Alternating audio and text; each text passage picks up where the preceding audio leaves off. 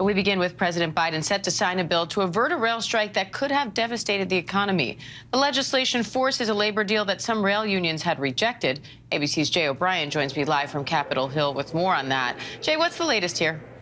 Yeah, Diane, President Biden is going to sign that bill today. The White House just releasing that is going to give remarks and sign it into law. Once he does that, it would force those rail workers back onto the job. What happened was that Congress essentially approved this agreement going around the rail workers, so the rail workers didn't have to give their say-so. They didn't have to sign on to this, and instead the House passes it earlier this week. The Senate passes it yesterday, 80-15, and then, of course, it goes to the president's desk. He signs it. This is not a position that the White House wanted to be in, to force rail workers back onto the job without their say-so, but nonetheless, it's the position that the president found himself in and said that he had to do because of the grave economic consequences that a strike could have.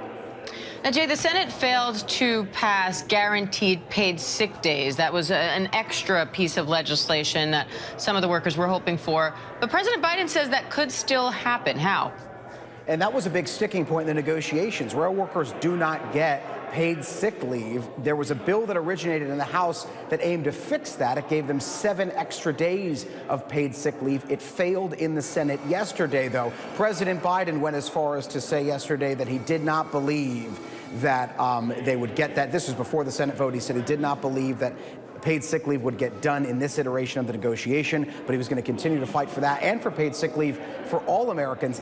To your question of how that happens, that's unclear whether that's a legislative priority of his or some kind of other avenue in which he chooses to accomplish that. But if it is a legislative priority, it would likely run up against opposition, potentially, in a new Republican-controlled House, which takes power come January.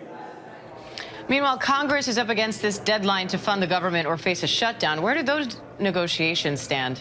Well, Speaker Pelosi said that those negotiations are ongoing right now. Lawmakers are still a little bit far apart. They're not quite to a deal yet. It is encouraging here on Capitol Hill from lawmakers that we speak with that the two sides are negotiating to try to avert a shutdown. They've got to come to some kind of an agreement by December 16th. The last-ditch effort here is what's called a continuing resolution, or a CR, meaning if they can't come to a broader funding deal, they'll get some kind of year-long continuing resolution. But both parties have said that that is not ideal, and federal agencies who would be impacted by that funding in a CR, like the Pentagon, for instance, have also said that that is not ideal. So that is the plan Z in this. We will see going into next week if there is some kind of forward momentum on a deal. Again, that end date for a potential government shutdown, if there is no agreement, is December 16th. All right, Jay O'Brien, thank you. Hi, everyone. George Stephanopoulos here. Thanks for checking out the ABC News YouTube channel. If you'd like to get more videos, show highlights, and watch live event coverage, click on the right over here to subscribe to our channel. And don't forget to download the ABC News app for breaking news alerts. Thanks for watching.